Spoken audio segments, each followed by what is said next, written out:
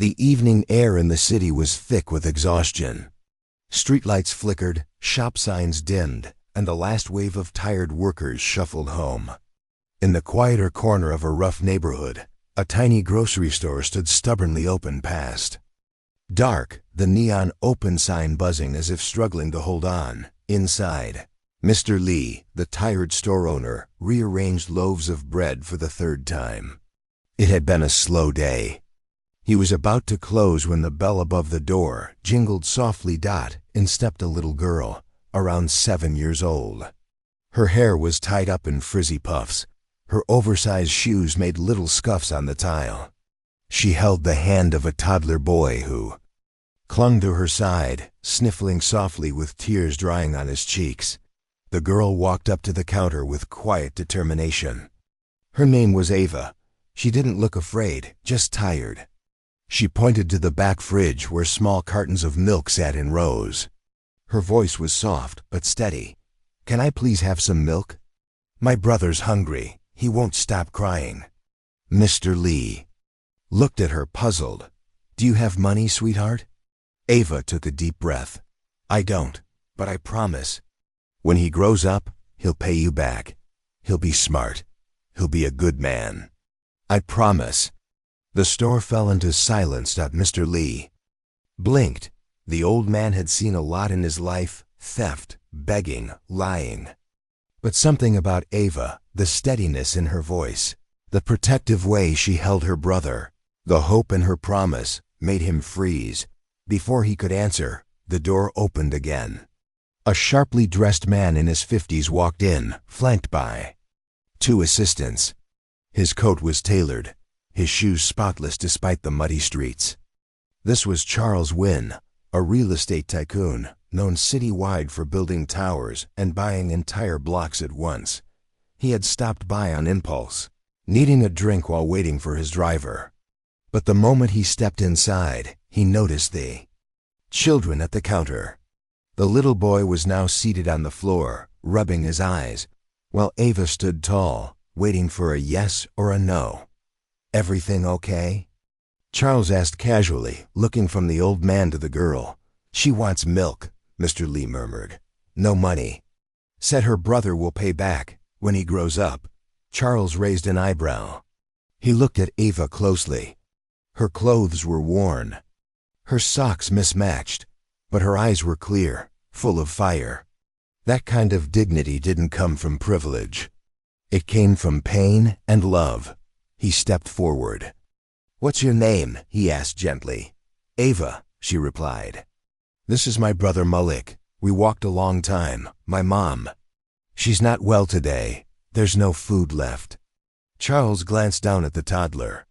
Malik's shirt was stained, but he was beautiful. Wide eyes, chubby cheeks, innocence unprotected by the world.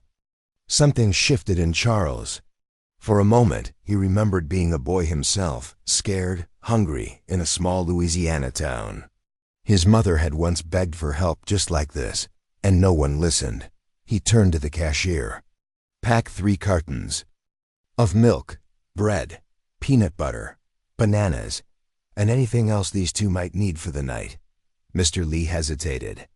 Put it on my tab," Charles interrupted. He kneeled down in front of Ava and said, "You don't need to worry about paying me back, Ava. Just promise me one thing." She looked up. "Keep loving your brother the way you do now. That kind of love, that's worth more than money." Tears welled up in Ava's eyes. She nodded slowly. "I promise." Charles stood, handed the bag to her, and gently placed a crisp $100 bill in her coat pocket. "Just in case," he said with a wink. The assistants looked stunned. Charles never did things like this, but the man himself felt something shift inside. A weight, a buried memory, maybe even guilt. The kids left, and the moment faded into the background, but not for long. 2 days later, a local woman shared the story on social media. Her friend had seen the billionaire helping 2 hungry kids in a rundown neighborhood. The post went viral. Soon, news reporters caught wind. Cameras rolled. Ava's story captured hearts across the country. But Charles didn't want the attention. Instead, he did something unexpected. He asked to meet Ava's mother. He found her in a crumbling apartment, bedridden with illness, struggling to provide for her children. Her name was Michelle, and life had thrown her more battles than most people could imagine. Still, she had raised Ava to be kind, strong, and selfless. Charles sat in that tiny apartment, looked around at the peeling paint and broken heater, and made a decision. He bought them a new home. He set up a trust fund for Ava and Malik's education. He hired a nurse to care for Michelle. He created a community pantry named Ava's Promise, where struggling families could get free essentials. No questions asked. The media couldn't believe it. The cold, cutthroat real estate mogul doing all this for one little girl's promise. But Charles didn't care about the headlines. He had once been Malik.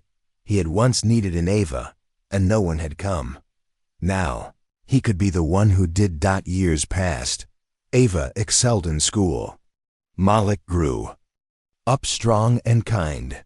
And Charles became a grandfather figure to them both, guiding, supporting, and loving in the quiet way only someone who had once been broken could understand.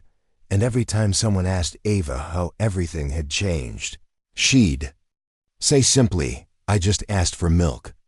Because sometimes the smallest acts, driven by the biggest hearts, are what truly change the world. In a world often blinded by wealth and power, it was the quiet courage of a little girl, asking only for milk to soothe her hungry brother, that awakened the billionaire's buried humanity. Her promise, so pure and heartfelt, reminded him of a life he had long left behind and gave him a second chance to be the help he once needed. From that one small act of love, a ripple of kindness transformed not just one family, but an entire community. Because sometimes it takes the innocence of a child to melt even the coldest heart and show us all that true richness lies not in what we keep, but in what we give.